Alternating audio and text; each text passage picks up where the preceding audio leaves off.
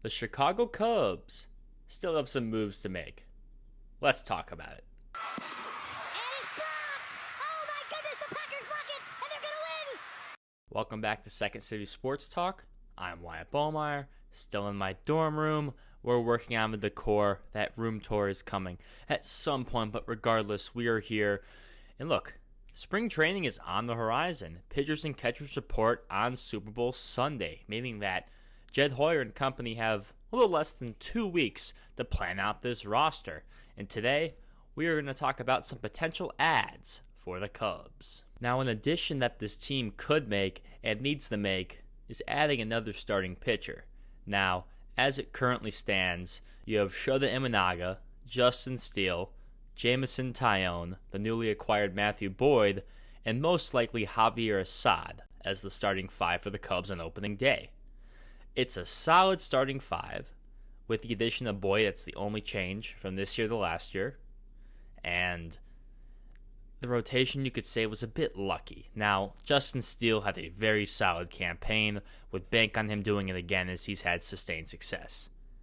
Shota Imanaga? We're not quite sure. A phenomenal first year in the States after coming over from Japan.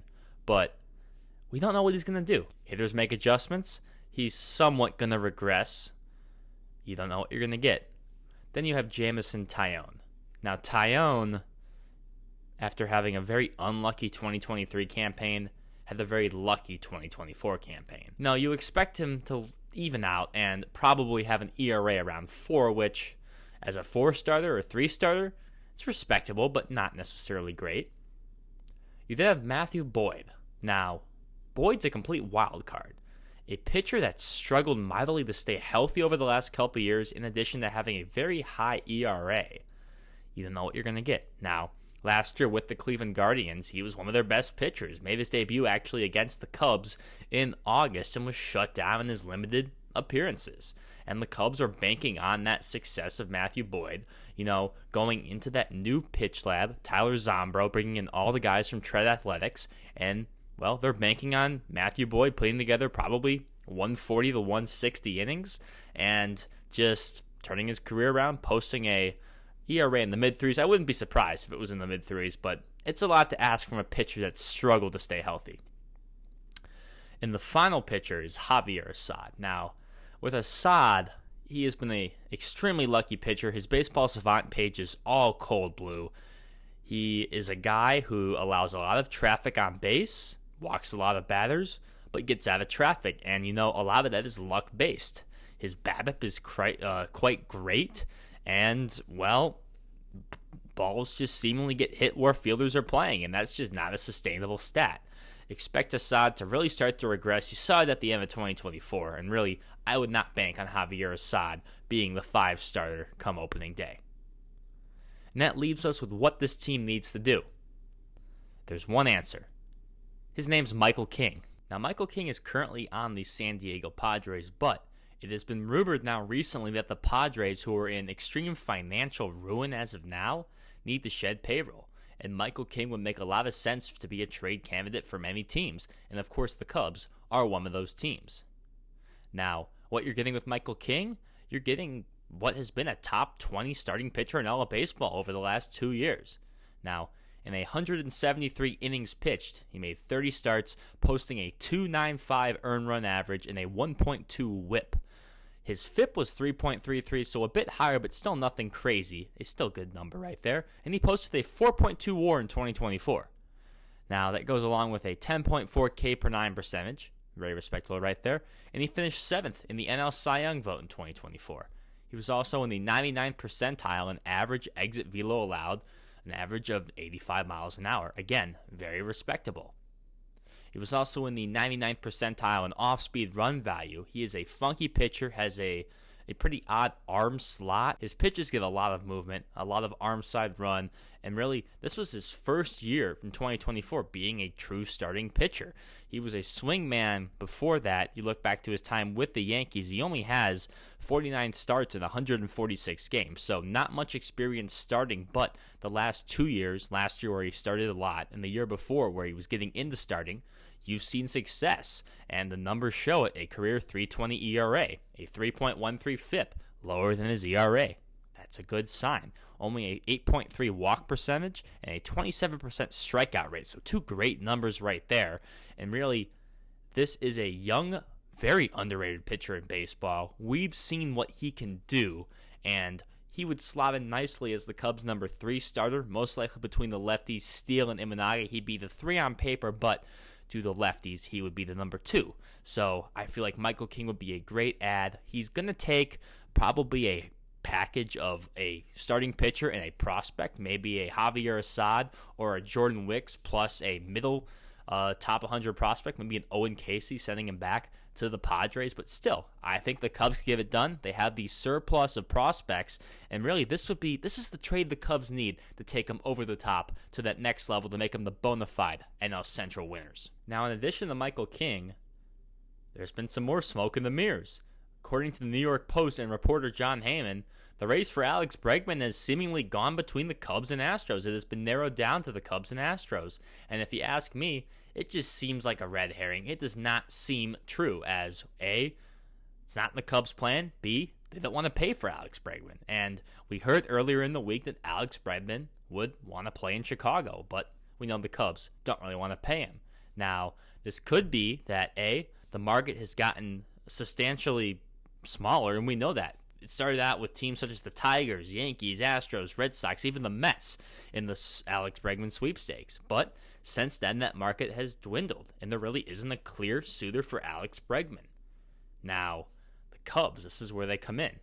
They can offer a Bellinger-esque pillow contract, maybe a 3-year deal with a couple opt-outs for a high AAV, and the Cubs can afford that and get their third baseman. Now, Matt Shaw is the guy right now, but you'd gladly take a proven all-star like Alex Bregman. And if you look at Alex Bregman's stats from last year, in 145 games, hit .260 with a .315 on base and a .768 OPS.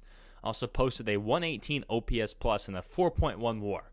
Now, solid numbers. That OPS plus is great, 18% better than the league average hitter, but it's nothing nearly close as to what Alex Bregman did in his prime. Now, from 2017 to 2020, Alex Bregman put up 21.9 WAR, a .294 batting average, a .526 slug to go along with a .914 OPS, and a .145 OPS plus. He also finished in second place for MVP back in 2019, behind Mike Trout, and had 13 defensive run saves over that year. That was peak Alex Bregman, those 4 years, 2017 to 2020.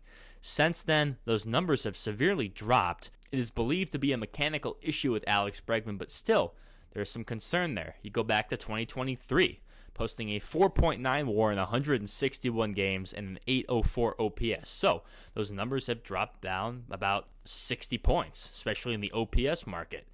And really, the big concern with Bregman is, signing him to a 5-year deal. He's already dropped off substantially. Where is he going to go from there? And I think that's the risk with giving him a long-term deal, and that's why you've seen the market dwindle. Now, a 3-year deal, there's no such thing as a bad 3-year deal, would be perfect. The Cubs would come in, give him that deal, and really, you're not necessarily going to pay him crazy money. He wants about $25 a year, $25 million AAV a year.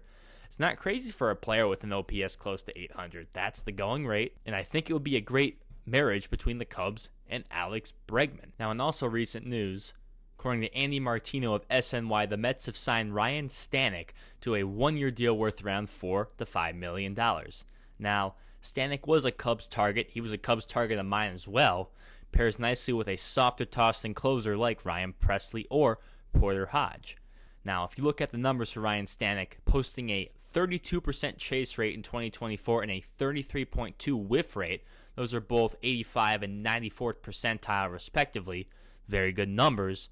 And also had an expected ERA of 3.44 according to StatCast. So, Ryan Stanek expected to be a lot better in 2024, and the projections going into 2025 are great as well.